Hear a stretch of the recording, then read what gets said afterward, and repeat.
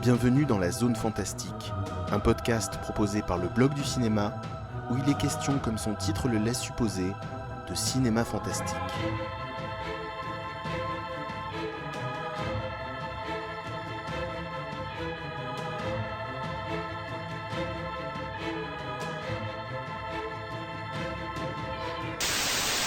Chères auditrices et chers auditeurs, dans cet épisode, il sera question de la figure mythique du loup-garou, servant d'argument fantastique au film d'animation Le Peuple Loup, réalisé par Tom Moore et Ross Stewart, et sorti en salle en 2021. Wolf, wolf, hunt them far and yonder. The forest is brimming with wolves. It's my job to hunt them down, not yours. But we could hunt them together. Wolves, bears, dragons even.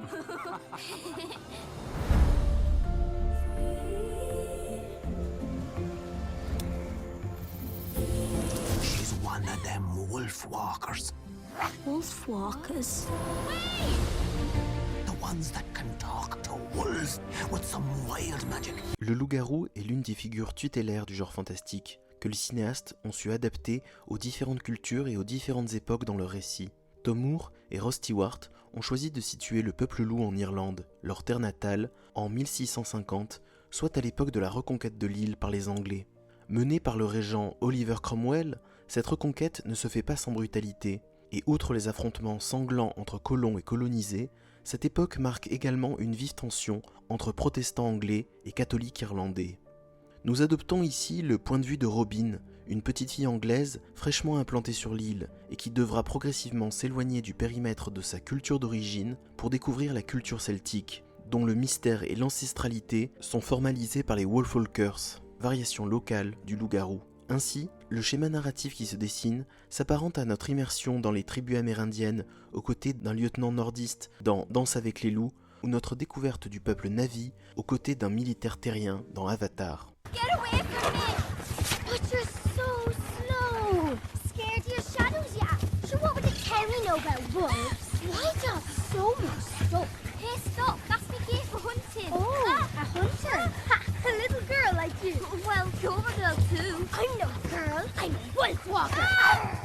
En général, au cinéma comme dans les autres médias, un être humain mordu par un loup-garou se transforme à chaque pleine lune en loup ou en lycanthrope et retrouve sa forme humaine à l'aurore. Moore et Stewart établissent des règles différentes où il n'est pas exactement question de métamorphose, puisqu'il se détache de la personne mordue une incarnation animale grâce à laquelle elle peut se déplacer chaque nuit, quelle que soit l'étape du cycle lunaire, pendant que son corps humain reste endormi. 2 corps, 2 états, et pour ainsi dire 2 espaces-temps. Le jour, en tant que territoire de ce qui est connu, quotidien, balisé par la civilisation, et la nuit, apparaissant à contrario comme le territoire de l'inconnu, du sauvage, de la nature indomptée et de ses mystères entreaperçus, furtifs comme des bêtes farouches, mais pas totalement hors d'atteinte pour les esprits curieux. L'influence animale sur l'humain sert ici un conte, soit une logique symboliste, où il est question à plus d'un titre de la division de 2 éléments fondamentaux devant être rassemblés pour retrouver une unité et un équilibre. L'art de l'animation permettant des partis pris visuels tranchés, les 2 cinéastes jouent sur les contrastes entre la ville fortifiée, bâtie en carré concentrique autour d'un château fort, tout en angle droit et composition rectiligne, tandis que la forêt est faite de rondeurs, de courbes harmonieuses et dynamiques. Et en opposition à la stature austère et inquiétante du protecteur de la cité, celle qui personnifie l'âme de cette forêt, Moll McTire, nous apparaît comme une mère généreuse et gironde. Dans son épaisse chevelure rousse, on retrouve les teintes flamboyantes de cette forêt, regorgeant de lumière et de vitalité. Well, it's no life for me. I can get the wolf walkers to leave. You just need to listen to me. Robin Goodfellow, enough of your stories. I can go look for her. You must do as you're told. No more fairy tales. But the- No buts. The wolf walkers. Wolfwalkers are not real. Cette opposition graphique entre le caractère masculin et autoritaire de la ville, le caractère féminin et réconfortant de la forêt, formalise ce que la jeune Robin cherche à retrouver depuis la mort de sa mère. Certes, elle est élevée par un père aimant, qui fait son possible pour assurer sa sécurité, mais elle est prisonnière de l'environnement militaire et rigoriste dans lequel son père est contraint d'officier en tant que chasseur de loups. Dans une logique patriarcale, le rôle qui est imposé à Robin en dépit de sa volonté sera circonscrit au foyer et aux tâches ménagères comme la plupart des femmes de la ville. Elle refuse d'être réduite à ce rôle, elle rêve d'aventures extraordinaires et de chasses épiques et préférerait user de son arbalète plutôt que d'un balai, car n'ayant pas d'autre modèle autour d'elle, elle se voit chasseuse de loups comme son père.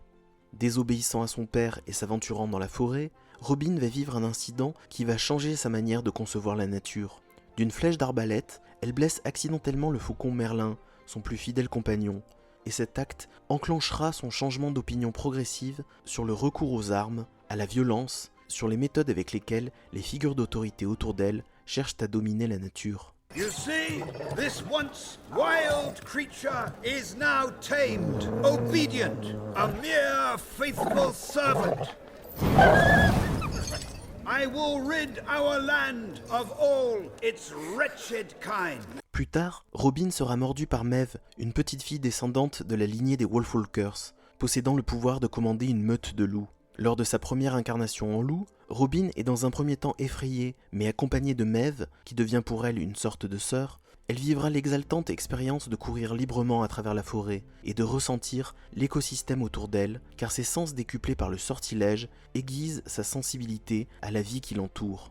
De la même façon que Jake Sully, le protagoniste d'Avatar, acquiert les facultés sensorielles nécessaires pour appréhender l'environnement de la planète Pandora, grâce au processus de métempsychose, de transfert de son esprit dans un corps Na'vi.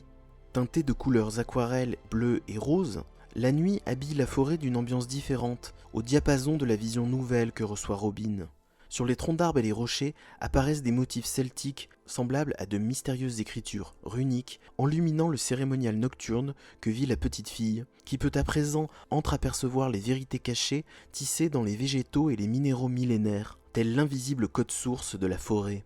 Le tonnerre tonne et la pluie se met à tomber, mais cela ne nuit en rien à la sortie des deux jeunes louves. Au contraire, la pluie amplifie les sensations vivifiantes sur le pelage de Robin et sert de conducteur entre la vie terrestre et les éléments célestes créateurs. La course des loups devient danse, la danse devient tourbillon, et toute la meute hurle à l'unisson. Robin a trouvé une nouvelle famille, elle est à présent unie à elle par le même esprit collectif, sans être désavouée en tant qu'individu. You have 4 legs now, so you can run really fast and jump so high. And my mind still feels. Hey, wait for me. That we're running out of time. Keep your nose down. Be a wolf. Quelques minutes plus tôt dans ce podcast, je parlais d'un récit construit autour de la recherche, ou plutôt des recherches à plusieurs niveaux, d'une part manquante. Comme quête motrice à son aventure, Robin devra réunir la part animale et la part humaine de Maul McTire, et permettre par la même occasion à Maeve de retrouver sa mère. Mais cette aventure permettra également à Robin de s'émanciper des rôles étroits définis par la société puritaine. Confortant sa sensibilité sans avoir à jouer les fillettes fragiles et dociles, libérant son côté aventureux sans avoir à jouer les va-t-en-guerre, la jeune héroïne unit ces deux qualités pour s'épanouir dans sa personnalité propre. Un épanouissement qui devient possible dès lors que Robin trouve la famille qui lui manquait et l'environnement qui lui manquait. Sa place au sein du peuple loup lui permettant de se sentir composante d'un monde regorgeant de merveilles et de possibilités. Look, you're a wolf when you sleep, a girl when you're awake. No big deal. But the soldiers and my father. Don't worry about that. Learn how to be a wolf first. Voilà, j'espère que cet épisode vous a intéressé. J'ai choisi des extraits en version originale, mais je tiens à saluer Jean-Marc Pantier pour la qualité de son travail d'adaptation et de direction artistique sur la version française.